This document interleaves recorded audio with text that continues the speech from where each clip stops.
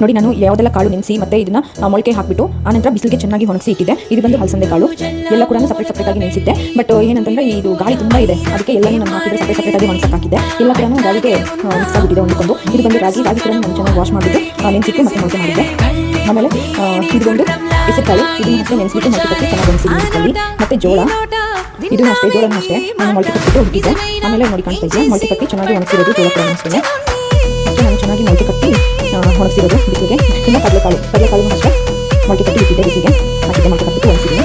ಸ್ವಲ್ಪ ಕಡಲೆ ತಗೊಳ್ತಾ ಇದ್ದೀನಿ, ಯಾಕಂದರೆ ಕಡಲೆ ಹಾಕಿದ್ರೆ ಆ ಮಗುಗೆ ತಿನ್ನುವಾಗ ಟೇಸ್ಟ್ ಚೆನ್ನಾಗಿ ಅನಿಸುತ್ತೆ. ಸೊ ಹಾಗಾಗಿ ಕಡಲೆ ಕೂಡ ಹಾಕ್ತಿದ್ದೀನಿ. ಆಮೇಲೆ ಇದು ಮಕ್ಕನ ಅಷ್ಟೇ ಯಾಕಂದರೆ ಇದು ಅಲ್ವಾ, ಅದಕ್ಕೆ ಒಂದು ಹೆಲ್ದಿಯಾಗಿರೋ ಕಡಲೆಕಾಳನ್ನ ತಯಾರು ಮಾಡ್ತಿರೋದು. ನಾವು ಇಟ್ಟಿರ್ತಾರೋ ಗೊತ್ತಾಗಲ್ಲ, ಬಟ್ ಹಾಗಾಗಿ ನಮ್ಮ ಶಾಪಿಂಗ್ ಅಡ್ವೈಸ್ ಮಾಡಲಾಗಿದೆ. ಪಂಪ್ಕಿನ್ ಸೀಡ್ಸ್ ಕೂಡ ಮಿಕ್ಸ್ ಮಾಡಿ ಈಗ ಮಾಡೋದು ಹೇಗೆ ಅಂತ ಹೇಳಿ ನೋಡೋಣ.